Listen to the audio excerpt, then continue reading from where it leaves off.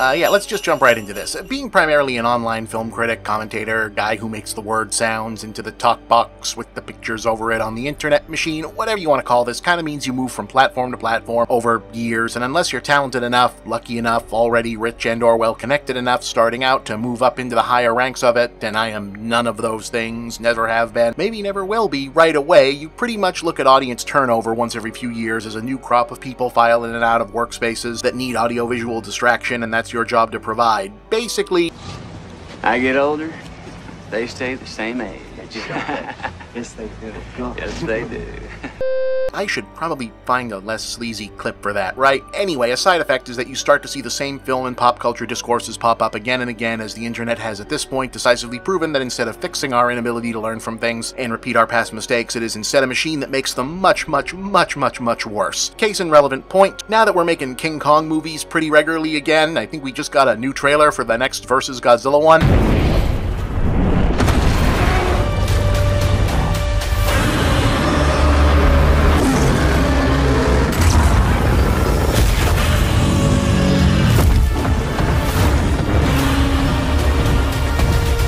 Hey, yeah, that looks pretty good. Every year or two we get a fresh round of people on the internet realizing with shock and horror that it's possible to read King Kong as a metaphor for stuff. And also that not every Quentin Tarantino movie is as well memorized as people think it is, because otherwise you'd think this was settled up for at least all the self-styled film buffs out there. Fuhr ich da mit dem Schiff? Ja. Geschah die Reise gegen meinen Willen? Ja. Auf der Schiffsreise lag ich deinen Ketten. Ja. Als ich in Amerika ankam, wurde ich deinen Ketten zur Schau gestellt. Ja. Bin ich die Geschichte des Negers in Amerika? Nein. Also dann muss ich King Kong sein. Ah. But alright, cards on the table, I don't actually know that it's 100% clear that Marion C. Cooper and the other makers of King Kong saw their movie as any kind of one-to-one miscegenation parable. I mean, is it plausible? Yeah, absolutely, sure. What we would now call absurdly racist general assumptions underpinning basic elements of story structure and imagination were then just called how people were. Things changed. The past was generally a bad place. Everybody smelled terrible, smoked too much, spit tobacco everywhere. They got terrible diseases, believed in stupid shit, food was terrible, largely you died young for dumb reasons, and you generally better off now. The past sucked, fuck the Roman Empire, and its general alternatives. Things are better now. Now, in all seriousness, the reason I think these kind of readings jump out at people is that King Kong, the original, not some super racist surface-level movie like a lot of stuff from the fucking 30s and even much later is. I mean, like, you can see Mickey Rooney play a Japanese guy in Breakfast at Tiffany's from 1961. I protest! Oh, darling, I am sorry, but I lost my key. But that was 2 weeks ago! You cannot go on or keep ringing my bell! Michigo Rightry! This time I'm warning you! I am definitely this time going to call in the police! That's racist, man. Yeah, that's just straight ignorant, dog. Yeah, and I think most people get why that was a problem. Even if you think it's not a big deal, you get why it's not okay. Whereas King Kong obviously has a lot of exoticism, not great representation and caricature happening when it comes to this made-up tribe of black natives sacrificing people to their gorilla god. It's mostly guilty of them being dehumanized fantasy props and cannon fodder that the film at worst vilifies and at best doesn't really care about than anything else in terms of on-screen narrative. So is that a racist movie is a question that comes down to how widely you want to apply that designation. You know, when the context is, it's a movie made in the defaults of a racist society, which also applies to movies like now. It doesn't go out of its way to be so, like a lot of other things in that era did, but I also wouldn't feel compelled to run out and give it an NAACP award just because nobody throws a watermelon or uses the N-word with a hard R. It's hard to explain this to a young person, but people of my generation are, you know... Racist. That's it! Back to the metaphor, I think it hits a nerve for people that other readings of things don't, because you kind of get it right away, but also you don't because it's weird. It doesn't feel one-to-one when you think about it, and then... He is an articulate spokesman for those far-left views. The last thing we need to do is to monkey this up by trying to embrace a socialist agenda. Oh, yeah, right, okay, there it is. You're nothing but an overgrown monkey! Those monkeys from those African countries. Damn them, they're still uncomfortable wearing shoes. You monkey! wait, but monkeys aren't only from one part of the world, and did people really understand that back then? And, it's not like your average American racist from between the beginning of the country up through the Civil War and into even the 30s had like some deep knowledge of indigenous African wildlife, so Cletus, the Grand Wizard of the Clan, wasn't going, oh yeah, gorillas, that's a perfect anthropomorphic caricature animal to compare the black man to, certainly. Was that happening? Who knows? And then the whole apes crawling up and pawing at helpless women and carrying them off, that's a thing in movies, specifically way before, during, and after Kong did it with a giant ape, but it's not really a gorilla thing in reality. Chimpanzees are really more documented to be the animal that messes with humans, wounded humans, young humans, etc. Gorillas are really more of a don't start anything, won't be anything animal in reality. So where does this come from? Did it come from anywhere? Or did people just start pulling this out of their ass as a thing to say about King Kong movies for attention? Like, we ran out of good movies to have discourse about, so find a hot take on King Kong. Turns out, kind of the other way around, believe it or not.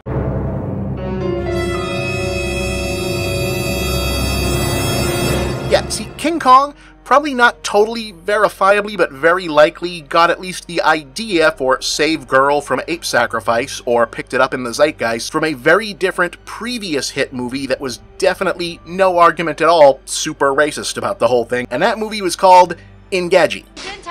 I didn't sneeze. Yeah, so now that we've successfully unburied the very buried lead here, INGAGI is a film from Congo Pictures, released in 1930, purporting to be an ethnographic documentary, comprised of footage shot by the exploration crew of London explorer Sir Hubert Winstead, in a previously unexplored region of the Belgian Congo, wherein he documented the discovery of numerous fascinating new species of animal and a tribe of natives who worship local gorillas as protector gods and placate them by gifting young women as sex slaves to the gorillas.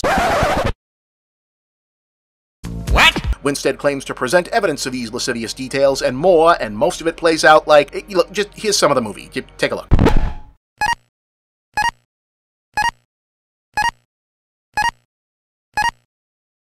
We strolled through the streets of the town, noting the primitive methods, the mode of transportation, the quaint mixture of natives and aliens. The natives attempted to show us up with their primitive weapons. The cry of a full-grown leopard is about as unpleasant a sound as one cares to hear. It sent a chill down my spine when I heard it for the first time. Out it came like a flash of tawny light, and I pulled the trigger. At last we had penetrated into the heart of the INGAGI country, where no white man had ever been before. We were ready to believe almost anything now. The African husband, not unlike some others, believes in letting the better half do the work. A company of women, unclothed, apparently living like animals. Could these tales be true? Tales we had regarded as mere legends of a native tribe, lowest of all in the scale of humanity. May I suggest, ladies, that this is a wonderful and efficient way of reducing? You may observe that many of the native women are quite shapely. These simple native hearts seem to hold a dark knowledge of hidden things and strange mysteries, beating like the tom-tom, an unending rhythm in the soul of the black. Strange traffic with the great apes, creatures scarcely less intelligent than themselves. One had a child hugged to her breast, a strange-looking child, seemingly more ape than human. Our headman made inquiries and reported. To our amazement, he told us that this was the night the tribe sacrificed a woman to the INGAGI, but little suspecting what was in store for us.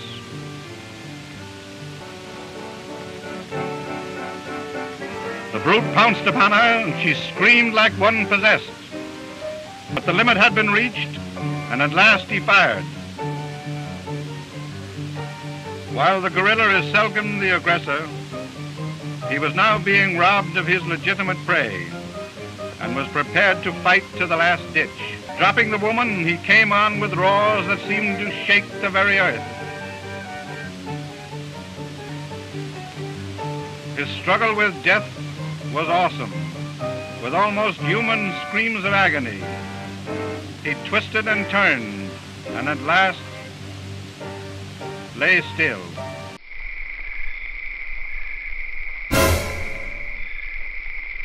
So, yeah, that's complete bullshit.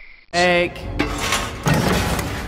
Sir Hubert Winstead was not a real person. Most of that footage was either shot at Griffith Park Zoo or borrowed from other actual or slightly less fake documentaries. The new animal species, like the tortadillo there. Captain Swain came across an animal of such queer character that no one could give a name to it. It seemed like a cross between an armadillo and a tortoise, so Swain called it a tortadillo.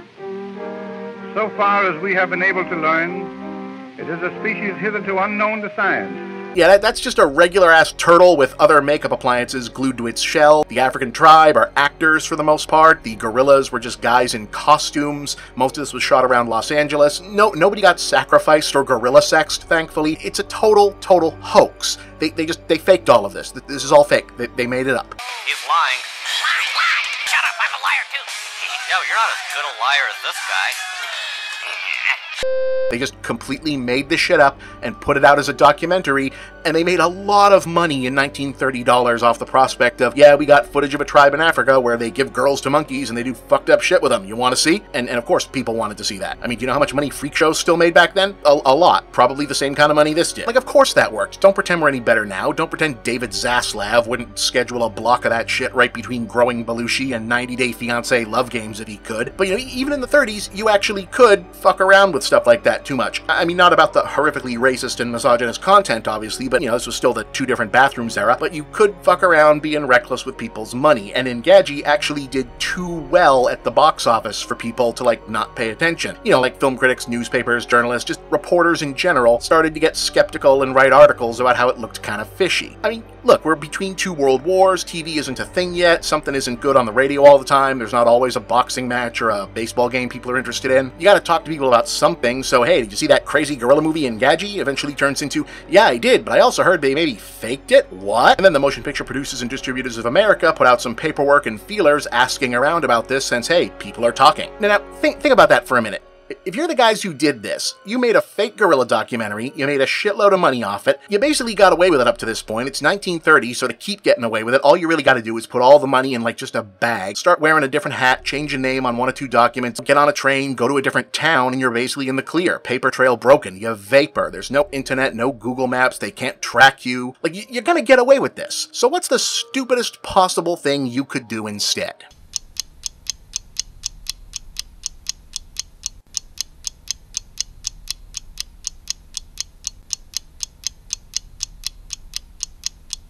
Yeah, so they did that. The guys who made INGAGI sued the MPPDA for defamation, claiming damages because they'd raised questions as to whether or not their fake movie was fake. You wish you were a millionaire. You want more money. Guess what?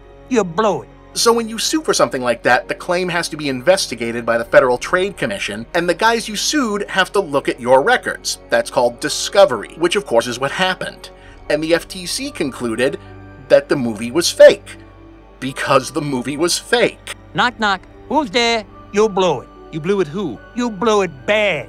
So not only did Congo Pictures not get their defamation money, they had to take anything that suggested their fake movie was real out of circulation as misleading marketing, which included the entire movie itself. You know what the last page in the book is? A mirror, so you can see exactly who blew it. Being you. So for a long time, you just couldn't see INGAGI. You couldn't watch it. It couldn't be screened legally, which didn't stop that many places from showing it around, but they weren't supposed to. Not that you'd want to see it. It's terrible. It's very boring, even apart from all the gross bullshit, but for a while, people treated this as lost media. You can watch it on YouTube now, of course. There's a couple Blu-rays out. I think Something Weird still has a copy around. The legacy of the entire thing in terms of mainstream popular culture is that it supposedly played very, very well, especially in theaters that were owned by RKO, and that's the company who later put up the money for King Kong. You know, monkey see, monkey do. So it's not at all unlikely that someone looked at this piece of shit raking in all that money and said, okay, so what if we made a good version of this? And I don't know, maybe if the gorilla is like really big.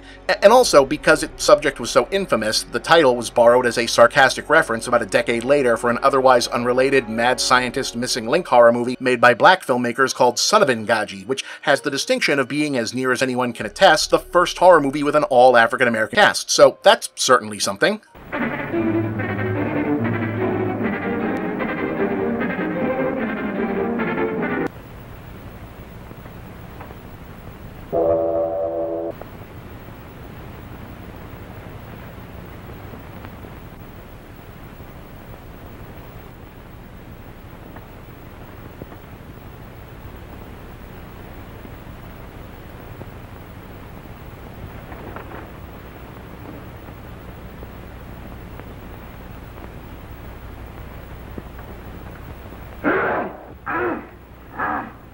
I mean, it's certainly a better movie than INGAGI itself, which is really only memorable because of how absurd the existence of it is and maybe possibly inspired someone to make a better movie a few years after. So roundabout, that's how that connects to King Kong and what happened there, yeah. Perhaps there is no moral to this story. Exactly! It's just a bunch of stuff that happened. But you know, it is easy to laugh at how obviously fake this is, given that 1930 wasn't really that long ago when you think about it, and people should have known better or caught on quicker. I mean, they did catch on. The whole thing got exposed and shut down pretty quick by back then standards of fraud, but it's not like the whole obviously fake movie causes trouble things stopped happening. People really did think the Blair Witch Project was real. That did happen, guys. Animal Planet got probably its harshest criticism ever for airing 2 docufiction specials about proof of mermaid discovery with only minimal disclaimers that they weren't meant to be taken seriously. The world remains profoundly filled with stupid people. More infamously, Cannibal Holocaust, an Italian found footage movie that includes real scenes of animal violence alongside realistic gore effects, saw its director put on trial in actual court and made to prove that all his actors were still alive and that he hadn't simply straight up murdered people to make that movie. And of course, there was also that time that has-been movie critic Chris Gore supposedly passed a videotape of a Japanese horror movie to has-been actor Charlie Sheen, which Sheen became convinced was an actual snuff film depicting real murder and reported it to the FBI, triggering an investigation. These days, the most interesting part of that story is that the least likable person involved is not Charlie Sheen. But INGAGI, you know, it happened.